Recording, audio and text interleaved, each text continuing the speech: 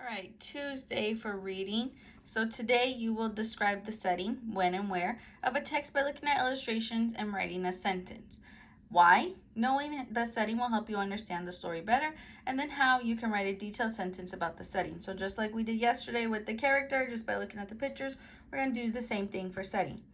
So setting is a setting of a text is when and where it takes place. So it's when the story's happening and where it's happening. So remember our everyday examples. So like when we see this around town, or just like if someone gives you a photo of someone and they're like, can you tell me how they feel? Or can you tell me what's happening in here? You're able to give details and explain just by looking at the picture.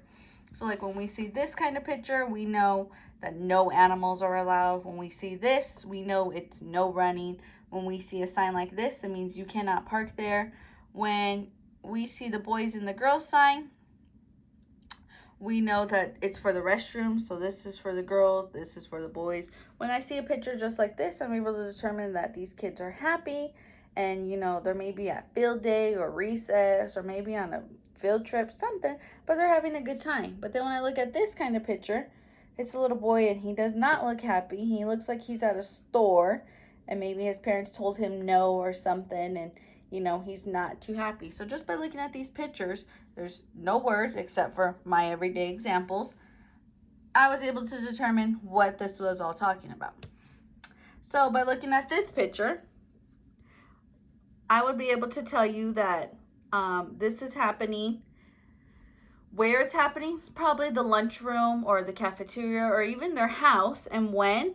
In the afternoon, maybe mid-morning, about 11 a.m. That's when we kind of have lunch, around that time. So that's when. So remember, when is a time of day, or like a month or a season. So I could say like in the fall, in the winter, like when did it happen? On Tuesday. So something like that. And then where's an actual place?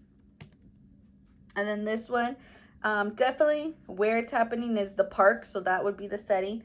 And then it doesn't look dark. So I'm going to say maybe the afternoon, or I can even say the morning, that this is when this picture is happening. And just by looking at the picture, I'm able to determine when and where it's happening.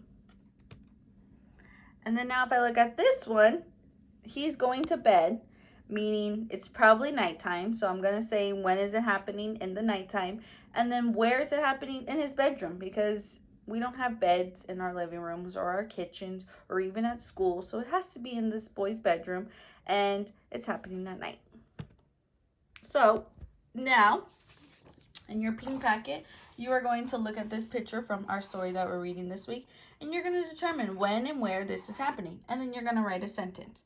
So you're going to look at the picture, determine where it's happening, look at the details of where, and then determine when. When would he be here, and when would this be happening? So go ahead and do this now.